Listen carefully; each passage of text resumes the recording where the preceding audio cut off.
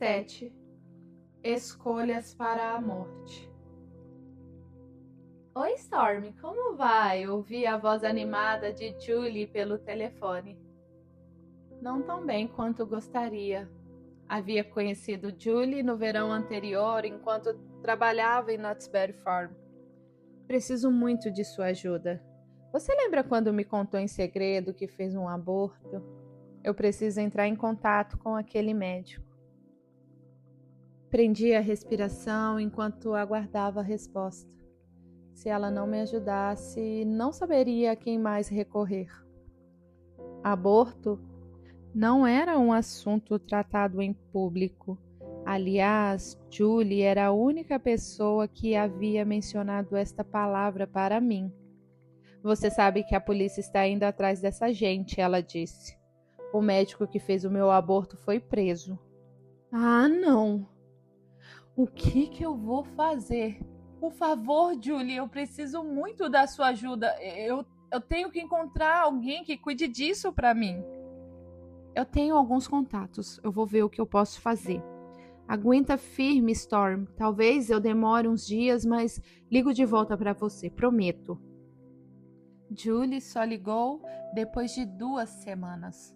Neste meio tempo, papai ligou para dizer que mamãe finalmente havia voltado para casa após mais ou menos 10 dias. Já havia desaparecido algumas vezes antes, mas não por tanto tempo. Como sempre, ninguém perguntou aonde ela esteve nem o que fez. Mas também agimos como sempre, fingindo que nada havia acontecido. No dia seguinte, Julie ligou para me dar a notícia. Encontrei um médico do outro lado da fronteira com o México, em Tijuana. Para mim, tanto faz onde vai ser. Eu não quero nem saber se ele é médico. Eu só quero sair dessa angústia. Quanto? $600. $600? Dei um grito sufocado. Eu não tenho nem 50. Fiz uma pausa. Tudo bem. Eu vou conseguir. Diga que aceito. Eu só preciso ver a data. Liguei para Scott e lhe pedi o dinheiro sem rodeios. Depois de relutar um pouco e de me perguntar se eu estava grávida realmente ou se só precisava do dinheiro, ele concordou. Seus comentários deixaram-me profundamente magoada, mas peguei o dinheiro das mãos dos pais dele, que estavam muito preocupados comigo. Com o dinheiro na mão, dirigi o carro até o ponto de encontro combinado em uma área deserta, perto da principal rodovia de acesso ao México. Encontrei-me com um homem que servia de contato com o médico. Um casal o acompanhava. Estávamos todos indo ao mesmo lugar e pelo mesmo motivo. Entregamos o dinheiro ao homem antecipadamente. Com exceção de algumas tentativas de puxar conversa, ninguém falou durante a viagem de mais ou menos 1 hora, até a fronteira. Eu estava com muito medo, mas decidida. Qualquer coisa que me acontecesse seria melhor que a gravidez e a náusea diária insuportável. Não tivemos nenhum problema na fronteira. Ficou óbvio que os guardas conheciam o motorista. Chegamos a uma casa pequena e de aparência comum num bairro residencial, antigo e sujo de Tijuana, onde fomos recebidos por uma mexicana. Depois que entramos na sala e a porta foi fechada e trancada, o médico apareceu para nos cumprimentar. Eu estava tão nervosa que me ofereci para ser a primeira. Fui conduzida por um corredor comprido e escuro de acesso aos fundos da casa. Pensei que entraria em um quarto pequeno, mas quando a porta foi aberta, vi uma sala de cirurgia semelhante à de um hospital, com todos os equipamentos médicos necessários. Uma enfermeira de roupa branca ajudou-me a vestir uma camisola de hospital e deitei-me na mesa, conforme instruções recebidas. Enquanto o anestesista me aplicava uma injeção na veia, o médico me avisou. Só para lembrar, se você morrer durante a operação, Eu vou ter que jogar o seu corpo no deserto. Você deve saber que eu não posso entregá-lo à polícia. Seria arriscado demais para mim e para os outros. Só quero que você saiba como costumamos proceder. Isso acontece com frequência? Perguntei com o coração tomado pelo medo. Não, não é frequente. Ele respondeu com naturalidade. Mas acontece. Não gosto disso, mas não tenho escolha. Orei em silêncio. Por favor, Deus, permita que eu saia viva e bem. Muitas vezes tive vontade de morrer, mas naquele instante a ideia me assustava. 10, 9, 8, 7. A próxima coisa da qual me lembro era de estar deitada em outro cômodo enquanto a enfermeira me preparava para ir embora. Notei imediatamente que pela primeira vez em cerca de 4 semanas não sentia vontade de vomitar. O pesadelo terminara. Não me ocorrera que eu havia acabado de destruir uma vida. Eu só sabia que escapara da morte. Não senti nenhum remorso, apenas alegria por estar viva e ter recebido uma segunda chance. Ninguém jamais saberia, a não ser as pessoas envolvidas. Obrigado, Deus, orei. De agora em diante, vou fazer tudo certo. Vou agradecer o que tenho em vez de me queixar do que não tenho. Quero conhecer o Senhor melhor e não vou cometer esse erro de novo. A oração foi simples, mas sincera. As promessas foram feitas com seriedade, mas logo descobri que não tinha forças para cumprir nenhuma delas. Depois de retornar para a faculdade, voltei aos mesmos hábitos e à mesma forma de pensar. No verão daquele ano, fui contratada como cantora de um novo teatro de arena muito conhecido, que apresentava a cada 2 semanas comédias musicais ao vivo com diferentes atores convidados. O trabalho era cansativo porque ensaiávamos uma apresentação durante o dia e fazíamos outra à noite. Para economizar dinheiro, voltei a morar com os meus pais, mas só para dormir, porque o percurso de carro até o teatro levava mais de 1h30. Mamãe adotou nova política depois daquela noite em que fugiu de casa e do confronto que tive com ela. Canalizou toda a sua ira e agressividade em direção a papai e me deixou em paz. Agora, papai e a irmã dela haviam se tornado seus inimigos. Eu não era traidora porque não estava presente na noite da cena horrível. O nome de Suzy nunca era posto em dúvida. Ela era considerada neutra por todos. Vi Suzy aborrecida muitas vezes por causa do comportamento bizarro de mamãe. Pelo fato de ter praticamente criado Suzy até os 6 anos, eu conseguia protegê-la de algum modo dos problemas mentais de mamãe. Porém, depois que comecei a passar grande parte do tempo fora de casa por causa da faculdade, ela teve de lidar com o problema sozinha. Eu me sentia mal com isso, mas meus estudos eram o próximo passo para sairmos da pobreza, e o dela também. Certa vez cheguei tarde da noite em casa e encontrei Suzy chorando. Você está chorando por causa da mamãe? Sim, ela respondeu em prantos. Abracei-a e acariciei seus cabelos. Mamãe tem problemas, expliquei. Ela está muito doente e não quer ser internada no hospital. Por isso temos de fazer o possível para cuidar dela. Procure não se sentir ofendida com o que ela faz ou diz, porque não vai adiantar. Não pude acreditar que havia dito aquelas palavras. Desprezava minha mãe. Não sentia nenhuma pena dela. Só sentia pena de mim e de Suzy. No entanto, fui convincente, porque a minha irmã se animou e daquele dia em diante pareceu lidar melhor com a situação. O relacionamento de Suzy com a mamãe não deixou tantas marcas quanto o meu. Comigo, houve danos irreparáveis por causa de todos os maus tratos que sofri. Eu tinha muita dificuldade para lidar com a vida. O vazio e o sofrimento que eu sentia todos os dias aumentavam a cada ano. A ansiedade e a depressão só pioravam. E todas as manhãs eu acordava com pensamentos suicidas.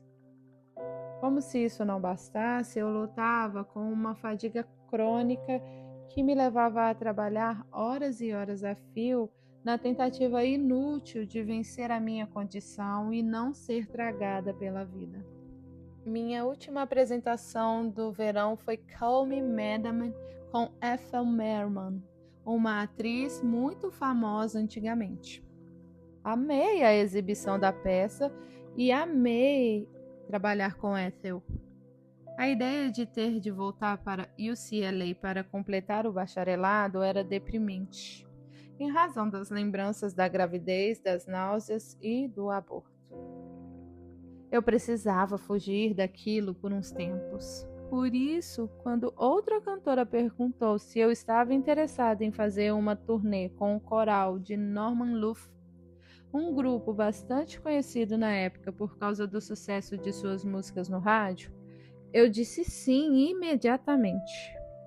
Passei os 9 meses seguintes viajando pelos Estados Unidos, o que me apresentou alguns problemas inesperados. A convivência com 30 pessoas dentro de um ônibus, sem o conforto de um quarto só meu à noite, significava que eu tinha que esconder as crises de depressão e as inseguranças gigantescas e manter boa aparência o tempo todo. Era exaustivo e tornou-se impossível. Eu ligava para casa uma vez por semana para saber de minha irmã. Uma noite depois da apresentação, liguei da Geórgia e mamãe atendeu. Estava furiosa por eu estar trabalhando com Norman Luboff. Eles vão me encontrar e me matar depois que virem você aparecer em público, ela disse com rispidez. Aparentemente, a reclamação durante anos de que eles a estavam observando pela televisão e vigiando a casa não importava mais. Não se esqueça de que você não vale nada, ela prosseguiu. Pode até cantar nesse coral cheio de pompa, mas continua a não valer nada, você não é ninguém. Mamãe estava louca. Eu sabia disso. Então, por que eu estava tremendo quando desliguei o telefone? Sabia que o que ela dizia não era verdade, mas mesmo assim, suas palavras sempre me destruíam. Ela ainda tinha o poder de me deixar arrasada, como fazia com a garotinha que trancava no armário. Quando me pegava num momento de fraqueza, ela parecia enfiar uma faca no meu coração e me lançava no poço da depressão, onde eu ficava por semanas. Parte de mim sabia que ela era insana. A outra parte acreditava em cada palavra que ela dizia. Por que minha mãe me dominava assim? Desci a escada para encontrar-me com alguns cantores que me aguardavam no restaurante do hotel, que eu mal consegui falar ou comer. Por isso, pedi licença e voltei mais cedo para o quarto, onde chorei até dormir. Na manhã seguinte, depois de me recompor o suficiente para ir ao encontro do grupo no café da manhã, cheguei até a forçar um sorriso e contar algumas piadas. Um dos rapazes comentou: "Ah, você tá muito esquisita hoje." Achei graça do comentário. Até ri com todos da mesa, mas foi dolorido. Qualquer referência à minha instabilidade mental alimentava o meu medo inerente de ficar igual à minha mãe. Terminei a turnê com a mente, as emoções e o físico em completo estado de exaustão. Paguei um preço muito alto para manter as aparências. A convivência próxima demais com as pessoas por tanto tempo só serviu para mostrar como eu era estranha em comparação aos outros. Voltei para casa sentindo-me fracassada e passei quase o tempo todo na cama durante várias semanas. Fui sacudida daquela letargia quando me convidaram para fazer um teste para um novo programa de música e variedades que a CBS estava levando ao ar no verão de 1966. Fiz tudo o que sabia para parecer bonita e determinada, mas quando vi a beleza e o talento das outras garotas, a depressão foi tão intensa que voltei para casa e para minha cama outra vez. A surpresa foi grande quando o agente ligou, dias depois, para dizer que eu havia sido escolhida para ser uma das 4 cantoras do programa. Imediatamente a alegria misturou-se com o medo. Meu teste havia sido bom, claro, mas por quanto tempo eu conseguiria manter as aparências? As crises de ansiedade começaram a piorar e surgiam de repente. Quando ocorriam, eu me escondia no banheiro mais próximo, segurando o estômago, enquanto o meu corpo tremia em soluços e sentimentos reprimidos, como se uma espada me atravessasse o coração. Por quanto tempo eu conseguiria esconder aquilo? Em outras ocasiões, o medo fechava a minha garganta e eu perdia a voz. E se acontecesse enquanto eu estivesse trabalhando? Apesar de todos os meus medos, aceitei o papel. Tinha mais medo de não aceitar e conseguir terminar a série de verão com relativo sucesso. O programa era popular e todos os participantes eram os melhores do ramo. Bob Mack era o figurinista e fazia milagres com dinheiro tão curto. Pegava peças baratas de sobra de tecido e fazia roupas sensacionais. Terminada a série, tive outras oportunidades de cantar, dançar e representar em vários programas de televisão, além de comerciais e sessões de gravações. Apresentei-me ao lado de atores como Danny Kaye, Jack Benny, Jimmy Durante, John Burns, Jim Martin, Jerry Lewis, Mac Davis, Stevie Wonder, Linda Ronstadt, Sonny e Cher, e muitos outros, todos famosos na época. Em geral, eu reunia todas as minhas forças na hora do teste e me saía bem. Quando, porém, chegava a hora de me apresentar, a depressão e a ansiedade atacavam-me de tal forma que ameaçavam estragar tudo. Eu tinha um bom agente e continuei com ele para ajudar-me a encontrar oportunidades de trabalho. Ele me ligou uma noite. Por que você recusou hoje o papel naquele filme, Storm?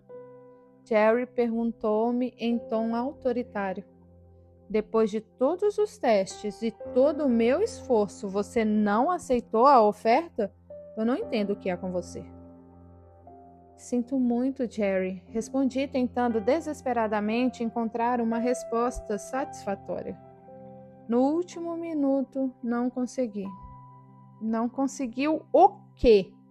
O papel já era seu, só precisava apresentar-se no trabalho. Eu sei, sinto muito, Jerry, sinto muito mesmo. Depois de um longo silêncio em que eu quase podia ouvir a mente de Jerry tentando encontrar sentido em meu modo de agir, prejudicial à minha carreira, ele se despediu e desligou. Era impossível alguém tentar entender as minhas incoerências.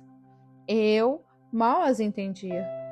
Sonhei durante anos com aquilo que estava fazendo. Porém, todos os trabalhos como modelo, todos os comerciais e programas de televisão e todas as atuações não me convenciam de que eu era atraente ou talentosa. Apesar do glamour e das coisas maravilhosas que aconteciam comigo, ainda me via como feia e inaceitável. Uma pessoa fracassada que nunca seria nada na vida, conforme minha mãe sempre dizia. Algumas horas depois do êxtase de ter atingido mais um alvo, eu me sentia pior, porque pensava: se isso não me faz feliz, o que fará? Por que eu não sou capaz de mudar? Por que eu sou tão danificada? Por que eu não consigo fugir do passado? Continuei a procurar o relacionamento perfeito, sempre pensando que isso faria a diferença. A aparência significava muito para mim. Por isso, eu escolhia homens sofisticados, educados e cultos. Queria ter uma vida muito diferente da que eu tive na infância. Tommy encaixou-se perfeitamente em meus sonhos. Era bonito, bondoso, um cavalheiro e trabalhava muito como cantor em Hollywood. Na verdade, éramos completamente diferentes um do outro, mas eu não queria admitir aquilo. Afinal, sempre achei que seria diferente de qualquer pessoa importante. Queria ser amada incondicionalmente e sentia essa emoção. Mas Tommy só queria se divertir e fugia ao ouvir qualquer insinuação de compromisso ou casamento. Eu sabia que ele não servia para mim, mas seu jeito de bom moço, atraente e bom vivant, me fazia querer acreditar que um dia ele poderia suprir a minha necessidade de amor e segurança. Toda a minha ânsia de amor me levou a terminar na mesma situação que vivi 2 anos antes, quando prometi a Deus não cometer o mesmo erro de novo. Engravidei. Por mais estranho que pareça, tomamos precauções nas 2 vezes e elas falharam. Inacreditável. Da mesma forma que antes, não tinha para onde ir e ninguém me aceitaria naquela condição. Dessa vez, a maior preocupação era com a minha carreira. A gravidez prejudicaria totalmente a minha profissão e, sem trabalho, minha existência teria um fim. Para complicar ainda mais a situação, eu tinha agendado para os próximos 3 meses uma turnê envolvendo Europa, África e América do Sul, com um grupo musical muito conhecido, um sucesso de vendas garantido na época. Eu partiria dentro de 1 semana, por isso precisava agir rápido. Nessa gravidez, as náuseas foram piores que na anterior. Sem conseguir localizar o médico que havia feito o aborto no México, segui a recomendação de uma pessoa de confiança e peguei um voo para Las Vegas, a fim de entrar em contato com um médico de lá. De boa vontade, Tommy concordou em pagar o aborto, embora eu tivesse condições de arcar com as despesas na época. Dirigi-me ao consultório do médico e implorei que ele fizesse a cirurgia. Desconfiado de mim, porque eu não trabalhava nem morava em Las Vegas, ele pediu um exame para ter certeza da gravidez. Quanto tempo vai demorar para sair o resultado? 2 ou 3 dias. Eu não posso esperar tanto assim, eu estou saindo do país em uma turnê musical de 3 meses. Preciso que a cirurgia seja feita já. Você está tentando me incriminar, certo? Como assim? Perguntei. Percebi então que ele desconfiava que eu fosse da polícia. Depois de pensar e permanecer em silêncio por um momento, ele disse: não posso fazer. Por favor, eu implorei. Se não vai fazer, recomende o nome de quem faz. Eu estou desesperada, eu tenho dinheiro. Ele continuou firme em sua decisão e saiu da sala. Naquela mesma tarde, recebi um telefonema no local onde estava hospedado. A voz do outro lado da linha disse: Você precisa de um médico? Preciso. Por favor, você pode me ajudar? Conheço um médico que faz. $200 em dinheiro. Tudo bem, quando será feito? Passo para pegar você às 15 horas. De repente, senti-me assustada. Ele é médico mesmo, não? Vai me fazer dormir e não vou sentir nenhuma dor. Claro, a voz resmungou e desligou. Às 3 da tarde, um homem baixo, atarracado e calvo bateu à minha porta. Estava nervoso e enxugava a testa suada o tempo todo com um lenço branco encardido. Entrei no carro dele e percorremos uma curta distância até um hotel barato e suspeito perto do centro da cidade. Atravessamos a porta dos fundos e pegamos o elevador até o segundo andar. O homem tinha a chave do quarto e entramos rapidamente.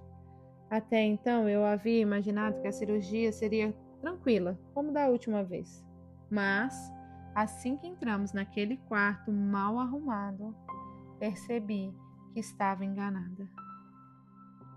Onde está o médico? Perguntei em pânico. Onde está o anestesista? Onde está o equipamento?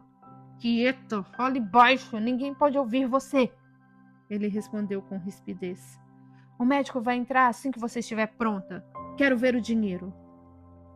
Entreguei o dinheiro a ele. Tire as roupas da cintura para baixo e deite-se de costas em cima daquela cômoda baixa. Você tá brincando? Onde está o médico? Eu quero vê-lo primeiro. Você quer fazer a cirurgia ou não? Ele perguntou mal-humorado. Sem ter alternativa, fiz o que ele mandou. O homem colocou uma venda apertada em meus olhos e me amordaçou. Você não pode ver o médico e nem fazer barulho, ele explicou. Hoje em dia, essas cirurgias são extremamente perigosas. A polícia está dando batidas. Não podemos aplicar anestesia, porque se houver algum problema, vamos ter de fugir rápido daqui. Acredite em mim, é a melhor maneira. Eu estava entorpecida pelo medo quando me deitei em cima da cômoda e ele me amarrou a ela. Sem anestesia. Meu coração batia com toda a força. Eu não conhecia aquele homem. Ele poderia me matar e pegar o dinheiro. Ouvi então a porta abrir-se silenciosamente e outra pessoa entrar no quarto. Os dois cochicharam rapidamente e percebi que a outra pessoa era um homem. Logo em seguida, ouvi o tilintar dos instrumentos cirúrgicos. O pesadelo real começou. O primeiro homem debruçou-se sobre a parte superior de meu corpo e o médico iniciou o procedimento. Enquanto ele raspava e cortava, comecei a chorar.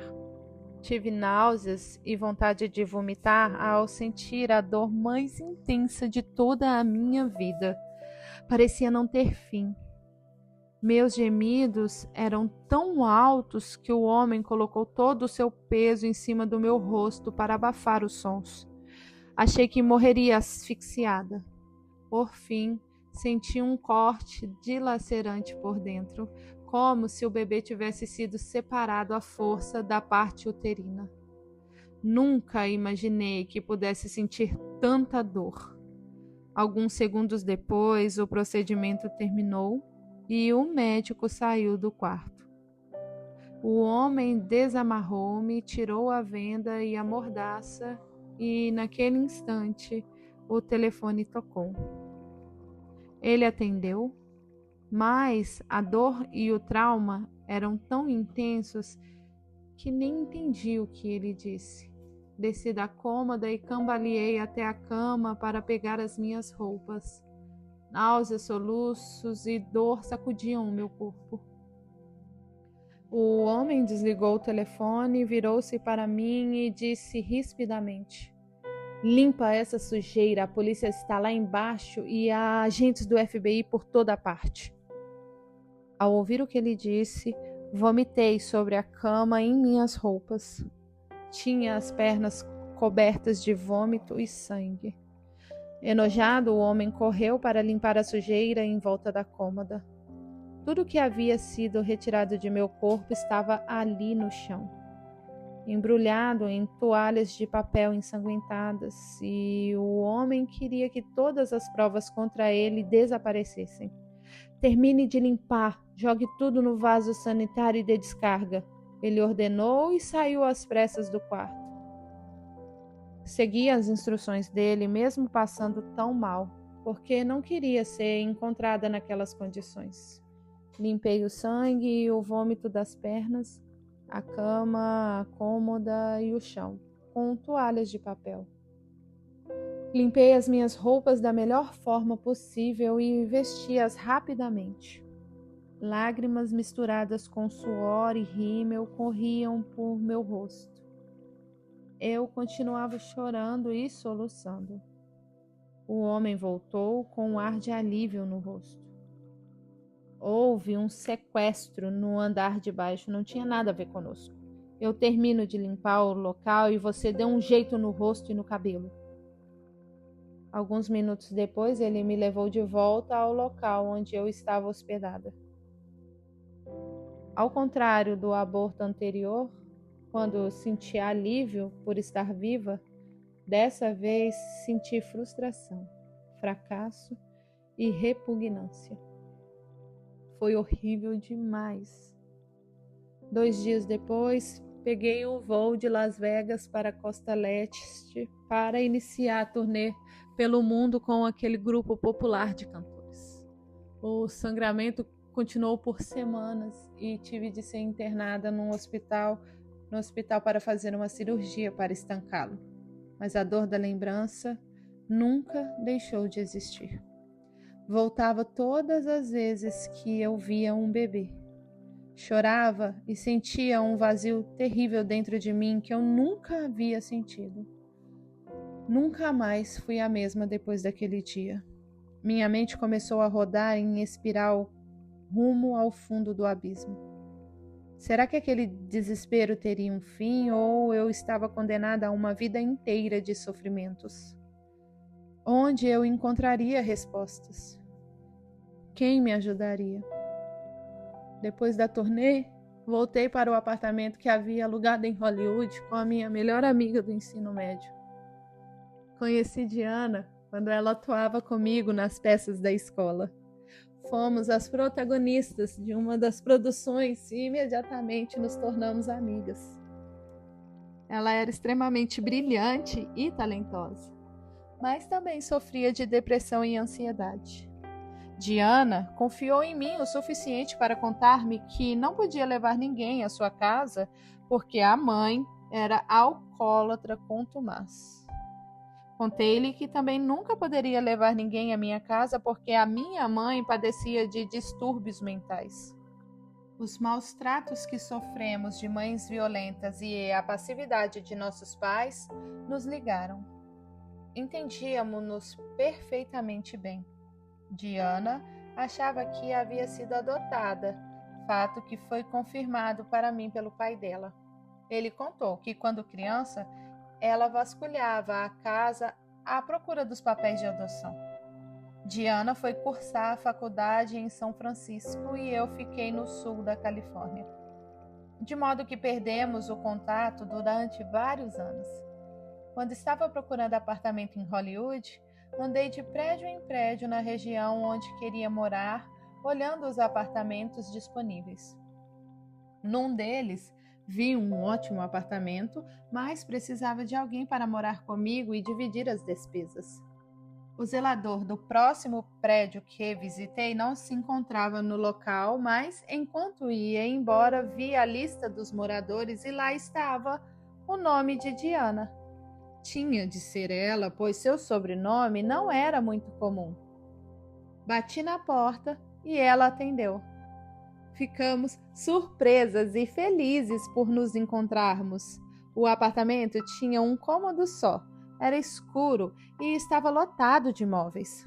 Pensei no apartamento maior, mais novo e ensolarado que acabara de ver, com portas corrediças para um terraço e uma vista razoavelmente bonita.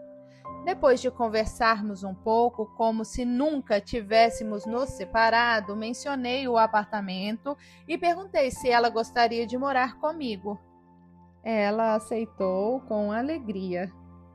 Quando entrei em nosso apartamento depois da turnê de 3 meses pela América do Sul, África do Sul, Inglaterra e França, A depressão e a exaustão eram tão intensas que eu não queria mais nada a não ser dormir e acordar várias semanas depois. Diana recebeu-me na porta e parecia mais abatida do que eu. Havia engordado e esse era sempre o sinal de que a depressão voltara. Procurei algo para comer ou beber na geladeira, mas encontrei apenas um refrigerante diet e uma bebida prejudicial à saúde. Vi que o apartamento inteiro estava imundo. Havia camadas de poeira por toda a parte e a cozinha estava em completa desordem. Parecia que Diana não havia limpado nada desde que parti, e aquilo só serviu para aumentar o meu desespero. Não fazia sentido morar com alguém que tinha menos esperança do que eu. Não mencionei nada a ela. Estava cansada demais para comprar comida fora, por isso fui dormir com fome, decidindo o que compraria alimentos e limparia o apartamento quando acordasse. Eu estava no auge da depressão. Só saí da cama no dia seguinte porque estava faminta e era alérgica à poeira. Um dos participantes do grupo contraiu uma doença grave e o resto da turnê foi cancelado. Fiquei então desempregada e meu afastamento da cidade por tanto tempo fez as pessoas se esquecerem de mim. Tive de criar forças para começar a trabalhar de novo. Diana logo decidiu mergulhar num casamento que estava destinado ao fracasso e fracassou. Na ocasião, fui morar sozinha num apartamento pequeno em Hollywood Hills e as oportunidades de trabalho começaram a surgir.